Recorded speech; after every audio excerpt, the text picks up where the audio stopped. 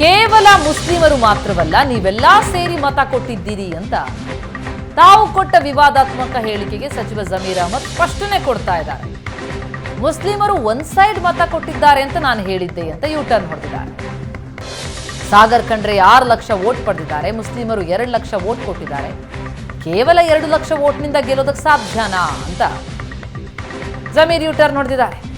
ಇಷ್ಟು ವರ್ಷ ನಮ್ಮ MP ಇರಲಿಲ್ಲ, ಬಿಜೆಪಿ MP ಇದ್ರು, ಈಗ ನಮ್ಮ MP ಬಂದಿದ್ದಾರೆ, ಕೆಲಸ ಮಾಡಿಸ್ಕೊಳ್ಬಹುದು ಅಂದಿದ್ದೇನೆ, ಅದರಲ್ಲಿ ತಪ್ಪೇನಿದೆ ಅನ್ನೋದು ಜಮೀರ್ ಸ್ಪಷ್ಟನೆ. ಮುಸ್ಲಿಂ ಒಂದೇ ಅಲ್ಲ, ನೀವೆಲ್ಲ ಒಟ್ಟಾಗಿ ಒಂದಾಗಿ ಕೊಟ್ಟಿದ್ದ ಅಲ್ಪಸಂಖ್ಯಾತರು.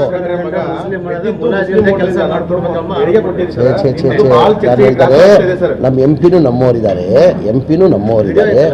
ಇದೇ ನಾನೇ ಹೇಳ್ತಾ ಇಲ್ವೇನ್ರಿ, ನಾನು ಹೇಳಿದೆ ಮುಸ್ಲಿಂ ಅವರು ಒಂದ್ ಸೈಡ್ ಮತ ಕೊಟ್ಟಿದ್ದಾರೆ, ಆ ಕಾರಣಕ್ಕೆ ಗೆದ್ದಿದ್ದಾರೆ ಅಂತ ಹೇಳಿದ್ದೀನಿ. ಆ ಸಮಾಜಕ್ಕೆ ಹೇಳ್ಬೇಕು ತಾನೆ. ಈಗ ಕೇಳ್ರಿ, ಇಲ್ಲಿ ಮೊದಲೇ ಮುಸಲ್ಮಾನ್ ಕೊಟ್ಟರೆ ಗೆದ್ದಕ್ಕೆ ಸಾಧ್ಯನಾ? ಎಷ್ಟು ಓಟ್ ತೊಗೊಂಡ್ರು ಅವರು? ಸಾಗರ್ ಅವ್ರು ಎಷ್ಟು ಓಟ್ ತೊಗೊಂಡ್ರು?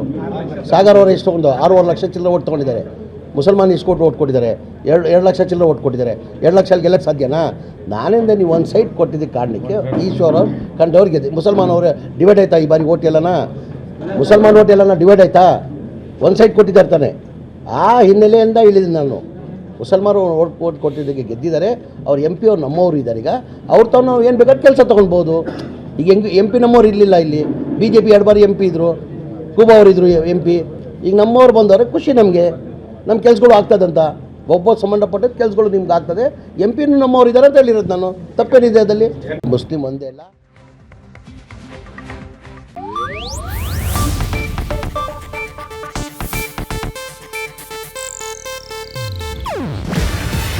ಇದು ಏಷ್ಯಾನೆಟ್ ನ್ಯೂಸ್ ನೆಟ್ವರ್ಕ್ ಪ್ರಸ್ತುತಿ.